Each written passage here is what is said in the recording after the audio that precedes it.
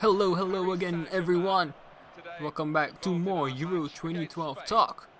And today we're talking about yesterday's matches, which were France versus England and the Ukraine versus Sweden. Now, for the first match, I was really thinking that I'm not really giving England much hope in this tournament. I've seen them play over since Roy Hodgson has taken over as England manager, and I haven't really been impressed. I don't think the squad that they have is all that impressive either. I mean, they have some decent players, definitely. Whether they can gel or not is one thing, but honestly, I don't see them going all that far. They have a good chance of getting out of the group, definitely, but after that, really depends on who they face. For instance, I just don't see them getting past Spain or maybe even Italy. France, on the other hand, I haven't really seen them much, but I've seen some of their plays here and there and some of their goals, and they look, even on paper, like a stronger team with stronger individuals. But yesterday, I was pretty surprised by how France didn't seem all that good to me. I mean, a lot of people were talking about how Karim Benzema kept dropping down into the midfield to pick up the ball and whatnot, leaving the penalty box almost empty at times. There were a couple of crosses from, I think it was the right back, France's right back, that went into the box and no one was there at all, which is surprising. I mean, you're putting out a formation which looked like supposed to be 4-3-3, but it looks more like 4-5-1. And then that one up in front, Benzema, keeps dropping into the midfield anyway. And it felt to a certain degree like a couple of the midfielders were pointless.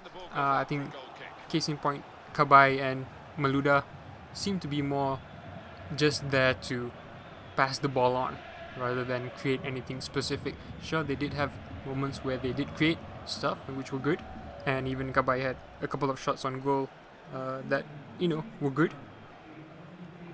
But in general, their play seemed to be just to pass the ball between themselves and either Ribéry or Nasri or Benzema, and sort of their role was so limited, which kind of begs the point of why set up that way. But, aside from that, well, I guess that's really what made it look like they couldn't really penetrate. They played a lot of close quarter football, passing in close quarters basically, and some of it worked out well.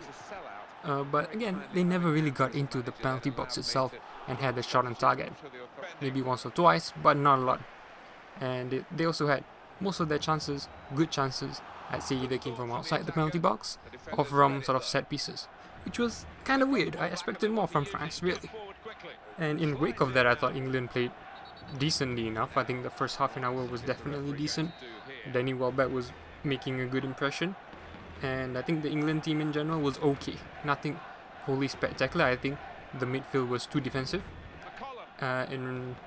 especially once they went up one goal. And I think that team, while it looks kind of weak now, if you introduce Wayne Rooney into that team, it could add really well to that team, to the England team. Now, of course, if Wayne Rooney came on, you'd be thinking he'd be replacing Welbeck, which is a shame. So we'll see how that goes.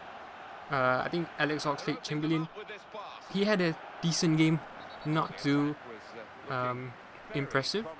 He had one or two touches here and there that were decent, and he gave a good account of himself, but nothing too spectacular. As opposed to, I guess you can't really judge him that much, or you can't even judge anyone else in that position. When Jermaine Defoe came on, he didn't really have enough time to make an impact, which is, I'd say, all of the substitutes in yesterday's game came on really late. I mean, I was wanting France to make substitutions, and even England, way earlier than they did. They made substitutions like in the last 10 minutes, last 5 minutes. Seriously? And especially France, I was expecting Ben Arfa to come on way earlier, but no, he didn't. There's a phone ringing in the background. I'm not sure if you will hear it. If you don't, good. But anyway, so yeah, I expected more from France. But even if when Ben Arfa came on, it was more of the same intricate passing that didn't really work in the first place. So here's hoping that France can improve. I'm not sure they can actually. I'm not sure who they have on that pitch. or on their bench can improve, whereas England, for instance, have Wayne Rooney to come back. So if they get in a good position within these 2 matches before Wayne Rooney comes back, they might really have a good chance of going through.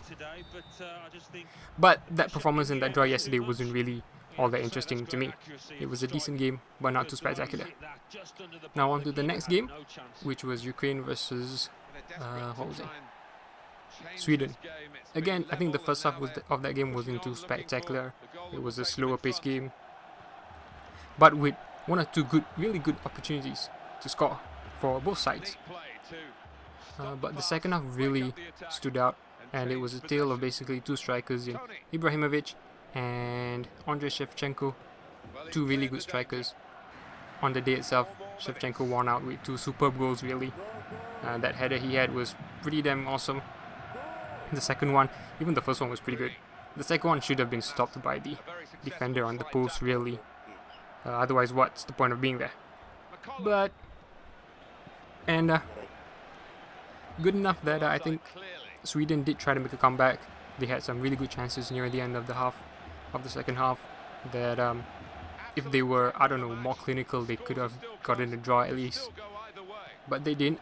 I'm not sure how to think about it. I think in an attacking sense, both Sweden and Ukraine can pose a threat to both France and England, although I think France and England have a better defensive setup.